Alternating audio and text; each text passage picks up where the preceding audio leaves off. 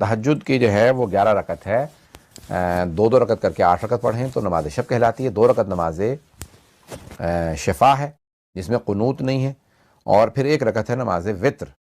نماز وطر جو ہے وہ 1 رکعت کھڑے ہو کے پڑھیں گے جس میں الحمد کے بعد 3 مرتبہ سورہ اخلاص، کچھ بھی نہ پڑھیں تب بھی آپ فوراً قنوت پڑھ سکتے ہیں، لیکن 3 دفعہ سورہ اخلاص مستحب ہے. فاتحہ کے بعد فاتحہ تو پڑھنی ہے، 3 دفعہ سورہ اخلاص، 3 سورہ فلق، 3 دفعہ سورہ ناس. یہ 3 دفعہ تینوں آخری سورے پڑھیں گے. اس کے بعد پھر قنوت، اور طولانی قنوت ہے. قنوت میں لا الہ الا اللہ، یہ جو قنوت اس کا مشہور و معروف قنوت ہے کہ جب آپ پڑھیں گے تو سبحان، یعنی جب آپ قنوت میں آ جائیں تو ایک طولانی اس کا قنوت ہے. آپ دونوں ہاتھ بلند کرنے کے بعد آپ تسبیح بھی ہاتھ میں لے سکتے ہیں، پڑھ بھی سکتے ہیں.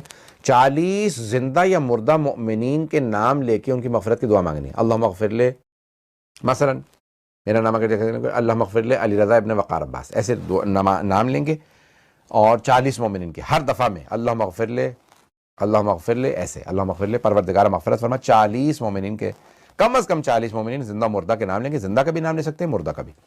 اور پھر 70 دفعہ استغفر اللہ ربی واتوب الیہ پڑھیں گے. اور پھر اور دعائیں ہیں، لیکن یہ پھر اس کے بعد 7 دفعہ یہ دعا پڑھ لیں کہ بھی اعوذ بک من النار. یہ جو دعا ہے اس کو مختصر سے یہ جملہ پڑھ لیں 7 دفعہ. اور عفون ہے، عفون 300 دفعہ، لیکن اگر چاہیں تو سجدے میں پڑھ لیں. یعنی یہ بہت سی چیزیں چھوڑ بھی سکتے ہیں تہجد کے اندر.